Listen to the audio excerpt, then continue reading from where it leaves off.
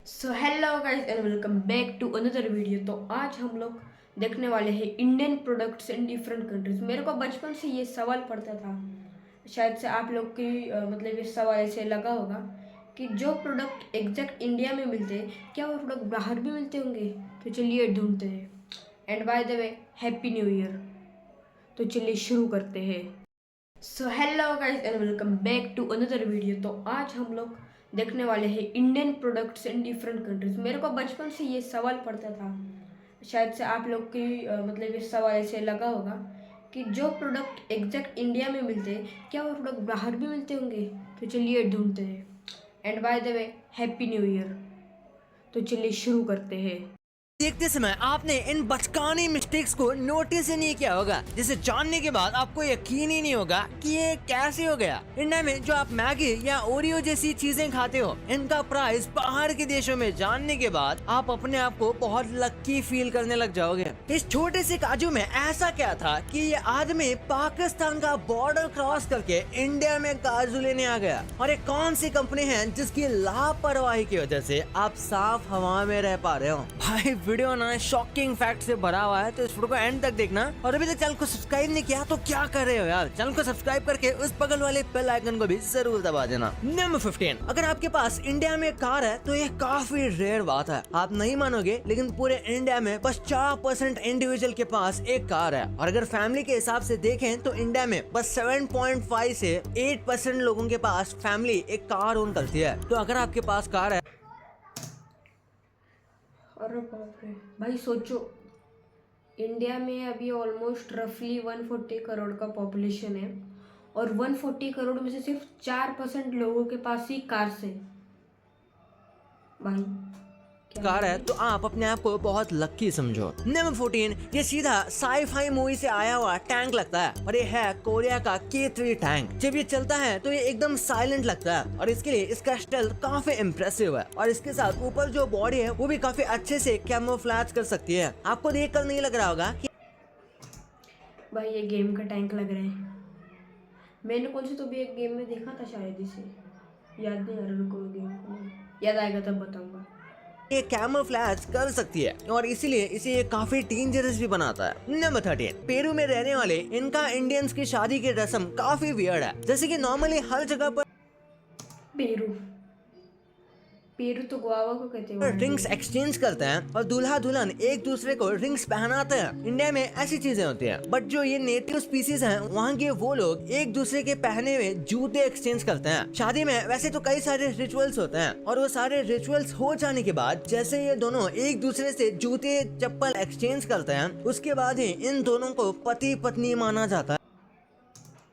जूते पहनते हैं। नंबर 12, यार आसमान में बिजली होते हुए आपने नहीं, मतलब हंसना नहीं चाहिए वैसे किसी की। देखा होगा, और कई बार ऐसा होता है कि बिजली जमीन पर गिर जाती है, पर क्या कभी आपने बिजली को आउटर स्पेस में गिरते हुए देखा है? नहीं तो ये देखो, ये है ब्लू जेट, और इसे ये नाम एस्ट्रोनॉट और साइंटिस्ट ने दिया है। जिस तरीके से बिजली जमीन पर टकराती है, बिल्कुल उसी तरीके से कई बार ये रेयर फिनोमेना हो जाता है, जिसमें बिजली नीचे की जगह ऊपर चली जाती है। तो तभी कुछ ऐसा देखने को मिलता है जो कि बहुत इंटरेस्टिंग है, किसी लाइट सेवर की तरह। वैसे जिस तरीके से बिजली जमीन पर गिरती है, ये कुछ उसी तरीके से काम करता है, पर ये कब और कैसे हो जाता है ये काफी अनप्रेडिक्टेबल है। नंबर 11, ये फिशरमैन करोड़ों का मालिक बनते रह गया। ये हमेशा की तरह फिशिंग करने गया था, लेकिन एक बार इसके हाथ में बहुत बड़ी मछली लग गई, और ये देखकर ये बहुत खुश हुआ। एक्चुअली में ये ब्लू मर्लिन फिश है, जो बहुत कीमती है, और ये बहुत ज्यादा स्पीड से तैरती भी है, जिस वजह से इसे पकड़ना बहुत मुश्किल होता है। लेकिन सबसे खास बात यह है कि ये मछली की कीमत $2 मिलियन है, यानी कि करीब 16 करोड़ रुपए से भी ज्यादा की। पर इसने तो इस मछली को अपने गांव वाले के साथ काट के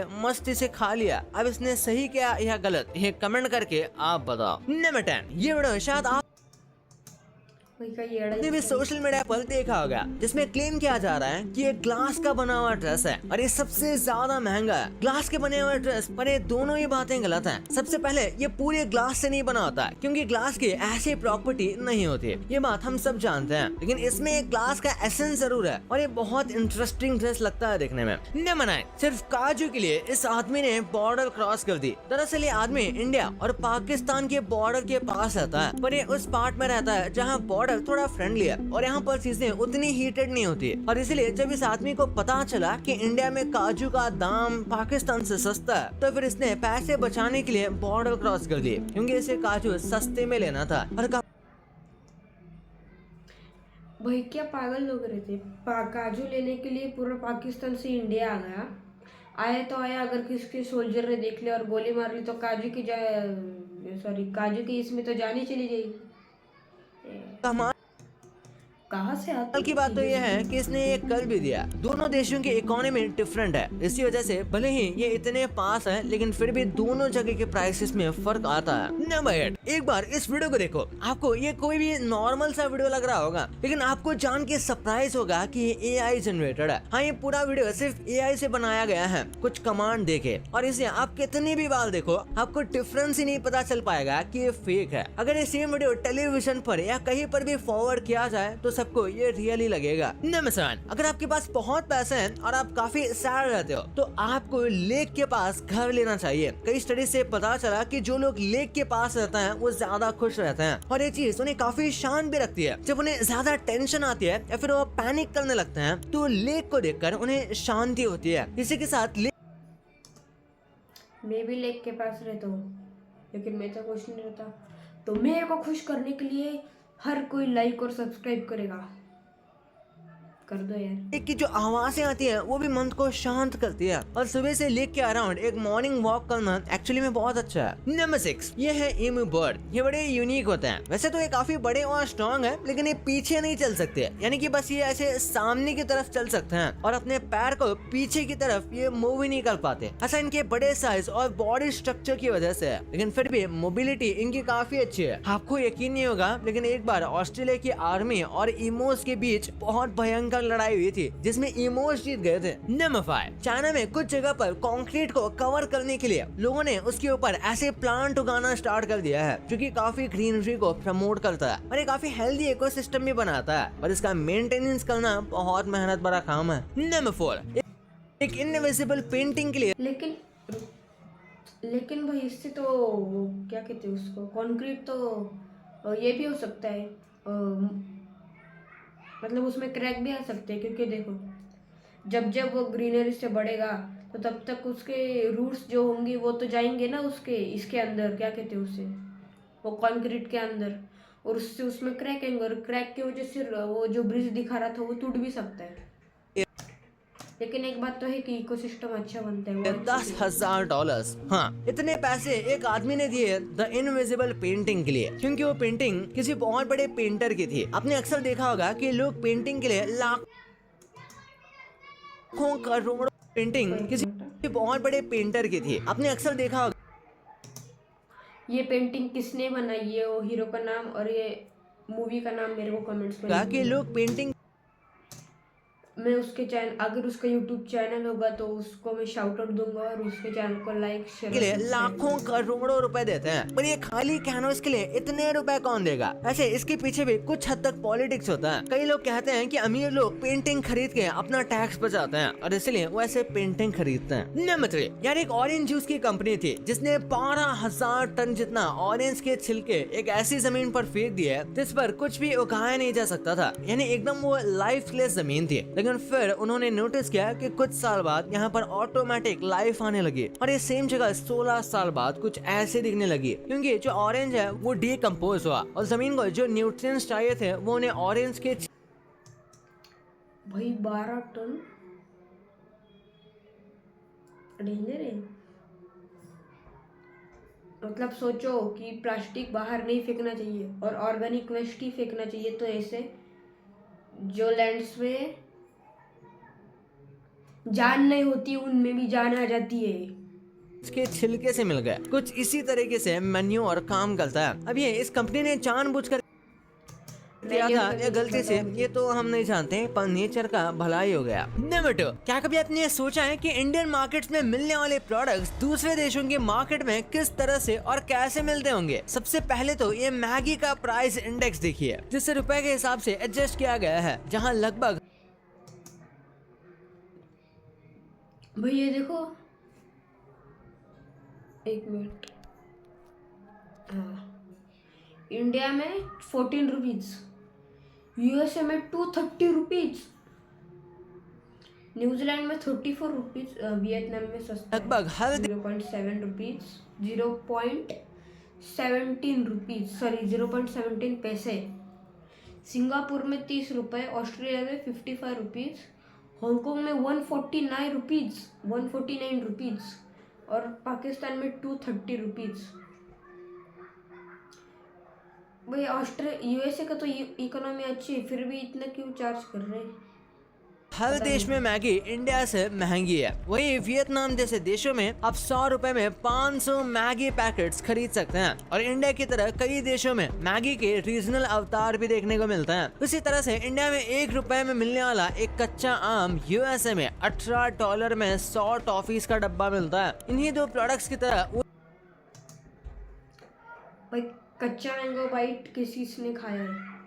जिसको पसंद है और ये लाइक भी ग्लोबली बहुत फेमस है, खास तौर पर चाइना में, जहाँ ये बैम्बू जैसे स्टिक्स बनाते हैं जो कि पांडा और बैम्बू वाले ट्रेडिशन से मैच करते हैं। जब ये प्रोडक्ट्स दूसरे देशों में जाते हैं उन्हें वहाँ का टच देना भी पड़ता है। अब जैसे उस कुरकुरे को देखिए जो यूएसए स्पेसिफिक कंज्यूमर के लिए डिजाइन किया गया है और ये है भी पूरे $2 की। नंबर 1, बचपन में कार्टून देखना हम सबके लिए बहुत प्रिविलेज की बात होती थी और पेरेंट्स की नजरों से बचकर हम बड़ी मुश्किल से अपने फेवरेट कार्टून देख पाते थे। ये वो टाइम था जब टीवी खराब होता था तो पेरेंट्स कहते थे कि बच्चों ने खराब किया है, और जब बच्चे खराब होते थे तो पेरेंट्स कहते थे कि टीवी ने खराब किया है। अरे कहना क्या चाहते हो? खैर दोस्तों, जोक्स अपार्ट, बचपन में कार्टून देखते समय तो हम नोटिस ही नहीं कर पाए थे, लेकिन किया है। खैर दोस्तों, जोक्स अपार्ट किया है, और जब बच्चे खराब होते थे तो पेरेंट्स कहते थे कि टीवी ने खराब किया है। खैर दोस्तों, मैंने भी सुना है। जोक्स अपार्ट, बचपन में कार्टून देखते समय तो हम नोटिस ही नहीं कर पाए थे, लेकिन कार्टून्स में भी बहुत सारी मिस्टेक्स मौजूद होती है। जैसे आपने कभी भले ही नोटिस किया ही ना हो, लेकिन स्पंज बॉब हमेशा सूट्स मौजूद होती है। जैसे आपने कभी भले ही